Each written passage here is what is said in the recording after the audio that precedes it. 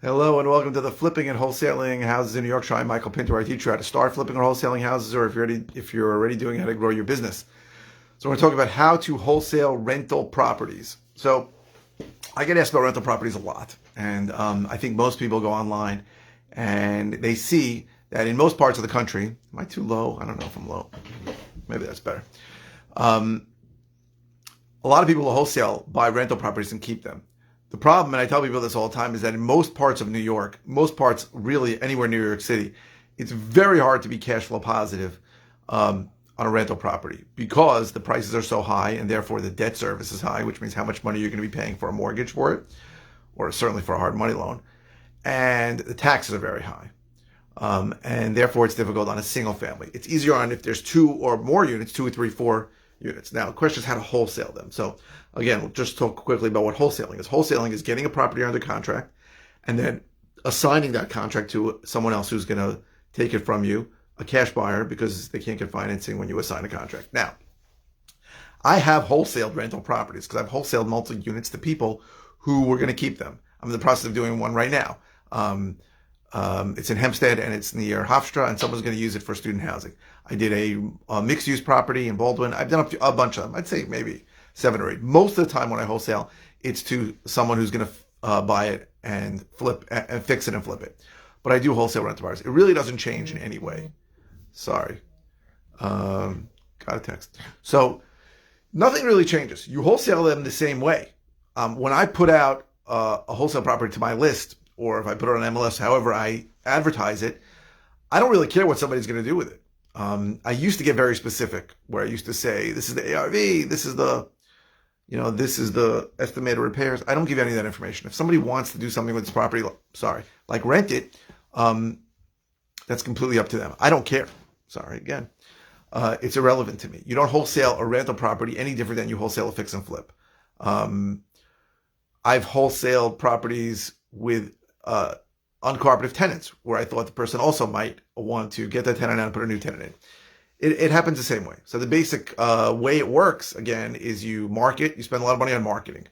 Money and time, effort on marketing. You are getting lists of people that are likely to sell, and you are sending them a message via various marketing channels, right? This is outbound marketing.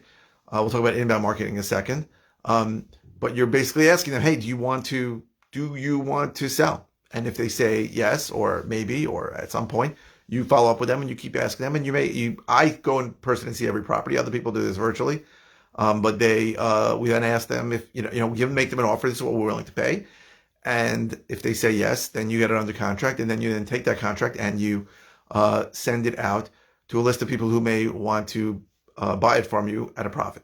Now, in my situation, every time I go into a contract in New York, and this is one of the biggest misconceptions in New York, I have to close or assign the contract. There are no outs. Okay, there's no inspection contingencies in New York.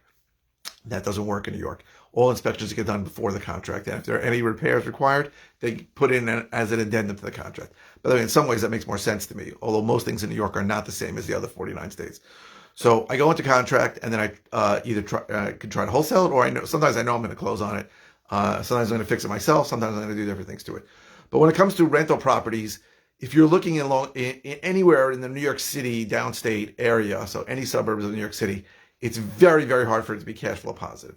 So if you're looking at buying rental properties, I'd say there's 2 very important things that people don't talk about.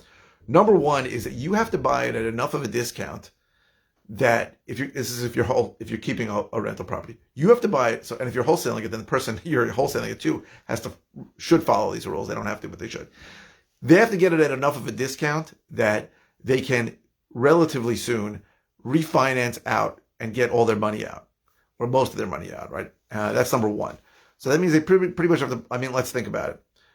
Let's just take easy numbers. So let's say I'm buying property for $200,000. And I think if I fix it up and do all the work to it, it'll be worth $300,000. I need to get it to $300,000.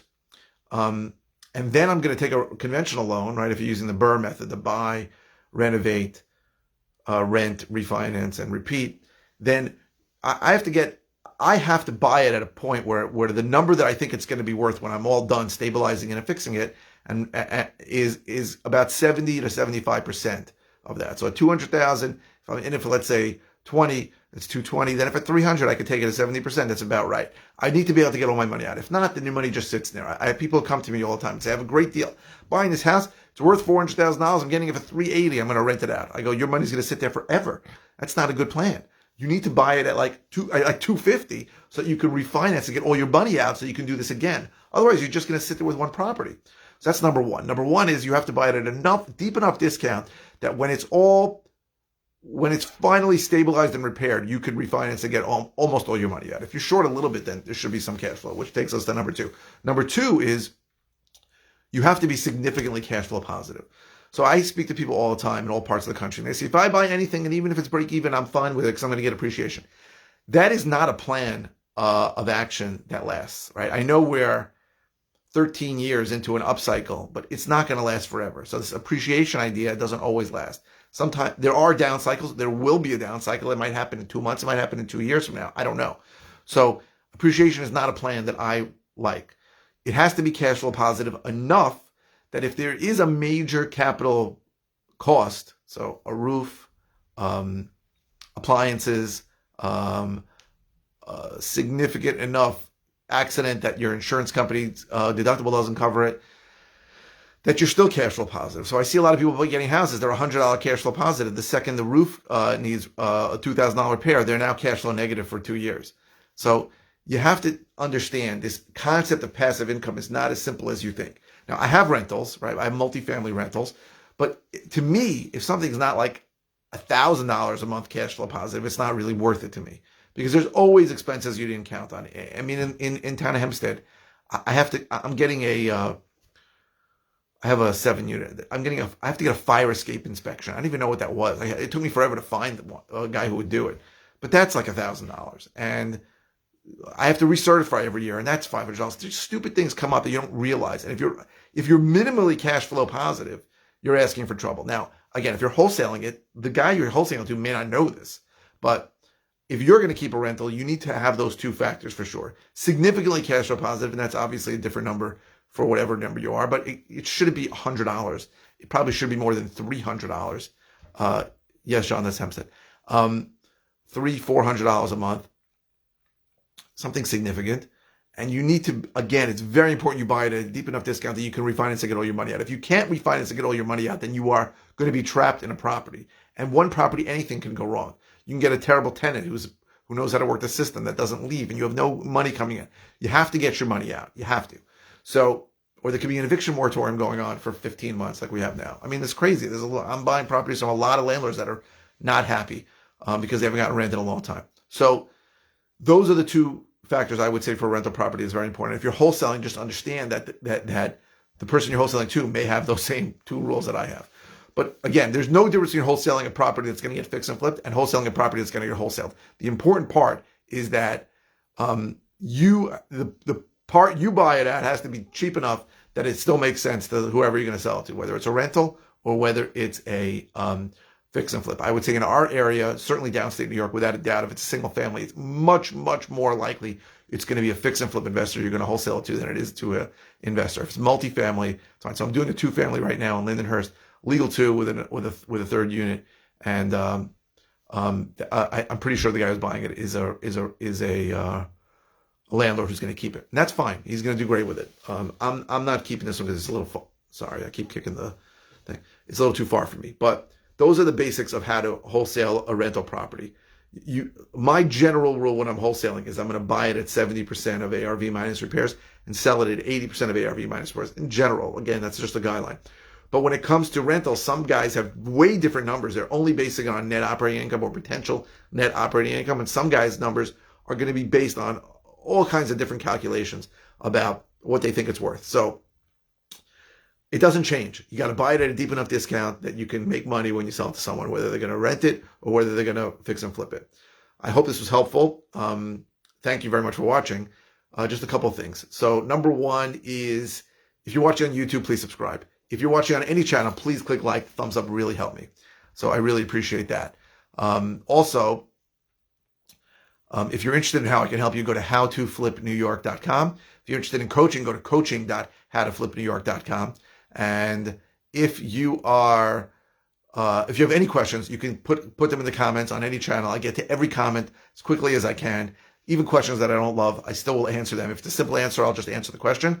If it's something that I've handled recently, I just had a comment over the weekend where I sent out a link to a video that pretty much explained everything.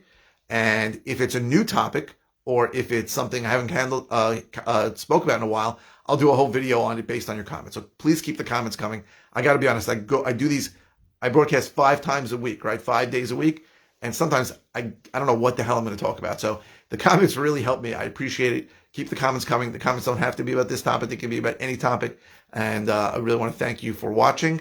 And I hope this was helpful. I know I spoke more about keeping rental properties and wholesaling rental properties, but Peter wants to say the rule of thumb on buying flips, when I buy them, I try and get them around 70% of the ARV, of the after repaired value minus repairs. And I try to wholesale them around 80% of ARV minus repairs. But again, that's a very, very broad definition, because it's going to be different on a $800,000 house than it is going to be on a $300,000 house. Julie, thank you for watching. I really would appreciate it. Info on inbound marketing, John. Maybe we'll do another video. So send in another comment, and maybe I'll do a whole one on inbound marketing, like PPC and SEO. I think those are the only inbound channels I can think of. But thank you very, very much for watching. I really appreciate it.